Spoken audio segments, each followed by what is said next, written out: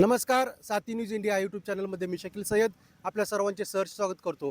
आज आपण फलटण या ठिकाणी आहोत आणि फलटणमध्ये पाहतोय की अनेक वर्षांपासून हे आमचे सहकारी आहेत, दिव्यांग बांधव आहेत. अनेक वर्षापासून यांचा लढा चालू आहे, संघर्ष चालू आहे आणि हे वारंवार उपोषणाला बसत आहेत, आमरण उपोषणाला बसत आहेत.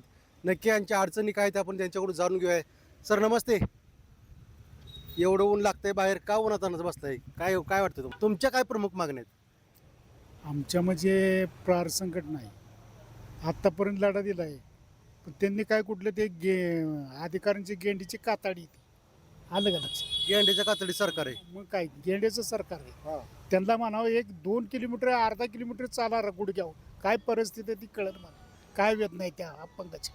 त्यांच्या घरातला एखादा जर अपंग बिपंग असेल तेव्हा त्याची किव येते, तोपर्यंत त्याची किंमत कळत नाही माझं असं. खरे खरे तुम्ही खूप संघर्ष करता आम्ही पाहतोय.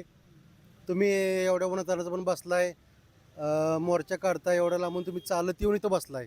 40 किलोमीटर पण 40-50 पाडेगाव फार्म तालुका पट्ट पाडेगाव फार्मवरून आलो. सकाळी 7:30 वाजता निघालो होतो. जवळजवळ 3 तास लागले आम्हाला यायला. म्हणजे वेदना काय आहे? हे आपण खरंच नक्की या खूप मोठ्या योजना आहेत त्या लोकांनी सांगितल्या. युवक आहेत, तुम्ही इथून पाठीमागे तुमच्या अनेक तुमचे मोर्चे असतील, इथं तुम्ही प्रभावीपणे तुमची मागणी मांडली. काय सांगचाल, का बसलाय उपोषणाला? आता सध्या आपल्या प्रामुख्याने 4 मागण्या आहेत.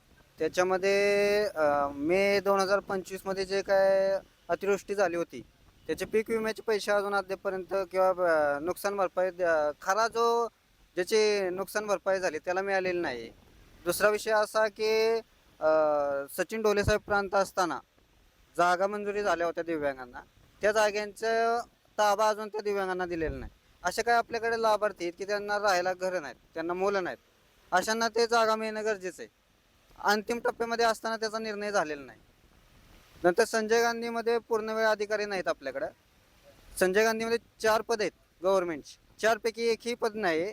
एक पद आहे माने मॅडमचं, तर त्या संजय गांधी विभागात न बसता गोवन खनिजला बसतात. आता हा सगळ्यात मोठा आपल्या तालुक्यापुढं विषय आहे की संजय गांधीमध्ये बसायचं का नाही, दिव्यांगांचा किंवा सामान्य जनतेचा, विधवांचा, वृद्धांचा एवढा का तिरस्कार आहे प्रशासनाला, आणि गोवन खनिजला एवढं काय, म्हणजे तिथं काय लवचुंबक आहे का? त्याच्यामुळे अधिकारी तिथं चिटकून बसलेला आहे त्या खुर्चीला. त्यांचा पगार निघतो संजय गांधीमधून आणि ते बसतात गोवन खनिजला. हे कुठलं प्रशासन? आणि ह्याच्यावरती संबंधित कार्यालय प्रमुखांना विचारलं तर ते म्हणतात माझ्याकडं अधिकारी देणं माझ्या हातात नाही, ते कलेक्टर ऑफिसचा विषय आहे.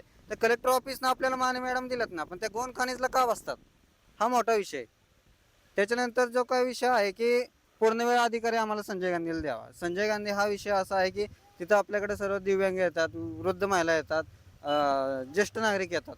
तर तुम्ही तालुक्याचे शेवटचे टोक असेल, आता हे आमच्या सहकाऱ्यांनी सांगितलं की पाडेगाव असेल किंवा खाली आसो असेल, तर या इकडून लोक आल्यानंतर 3-3 हेल्पाटे घालावं लागतात. का तर आमच्याकडं मनुष्यबळ संख्या कमी आहे. तिथं जे अधिकारी आहेत तिथं बसवा ना. ते तुम्ही एका टेम्पररी माणसाच्या जीवावरती सरकार कार्यालय सोडलेलं आहे. हा कुठं म्हणजे आता उन्हाळ्याचे दिवस आहेत, तर उन्हाळ्याच्या दिवसात जर दिव्यांगांना संघर्ष करावा लागत असेल तर ही किती मोठी नाचिक्की प्रशासनाची. नक्कीच खूप मोठा संघर्ष. तुम्ही ऑफिसमध्ये जाताय, मग तुमचं म्हणणं ऐकून घेण्यासाठी कोण तिथे उपस्थित असतंय? नाही, तिथं आता सध्या एक टेम्पररी माणूस आहे, टेम्पररी कर्मचारी. आता त्या व्यक्तीला जर गव्हर्नमेंटचा माणूस तिथं नसेल, शासकीय कर्मचारी नसेल, तर टेम्पररी माणसाला काय करणार आहे?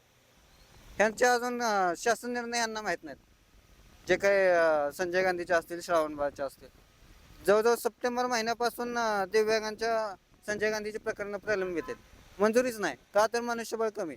आता मनुष्यबळ कमी हा आमचा दोष नाही ना. माझं तुमच्या मार्फत एकच प्रशासनाला सांगणं आहे की दिव्यांगांचा आशीर्वाद घ्या, तळतळाट घेऊ नका.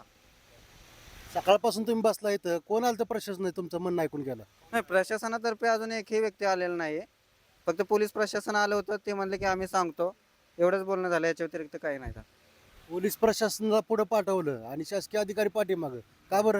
नाही, शासकीय अधिकाऱ्यांना कसं असेल, उन्हात त्यांना उष्माघाताची वगैरे ॲलर्जी असेल उन्हाची, त्यांना भीती असेल की आपल्याला उष्माघाताने काय होईल.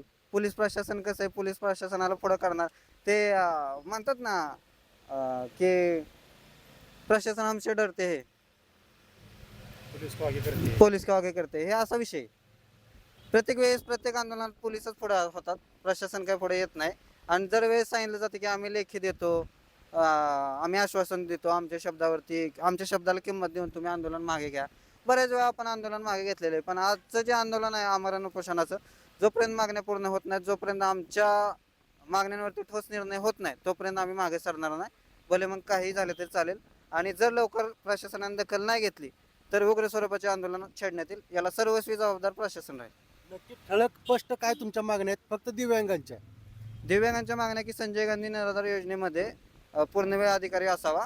त्याच्यानंतर सोमयंतीचा जो रस्त्याचा विषय आहे दिव्यांगांचा, तो मार्गी लागावा. आणि सगळ्यात महत्त्वाचं व सगळ्यात मोठी गोष्ट अशी की ज्या दिव्यांगांच्या जागा मंजुरी आहेत त्यांना त्या जागेचा लवकरात लवकर ताबा देण्यात यावा. नक्कीच ह्या दिव्यांगांच्या काही मागण्या आहेत आणि आपण पाहतोय की आमच्या खेडेगावातून अनेक लोक इथे येऊन बसल्यात आणि यांच्या मागण्या प्रशासनाने नक्की वरती मुख्यमंत्री कार्यालयापर्यंत पोहोचाव्यात आणि नक्की यांना न्याय द्यावा, हीच आपण सामान्य नागरिकांच्या माध्यमातून अपेक्षा बाळगूया. आपण सातिनी चॅनलशी संलग्नित राहिला आणि सर्वजण आपण सातिनी चॅनलशी बोलला त्याबद्दल आपल्या सर्वांचे मनपूर्वक आभार. धन्यवाद.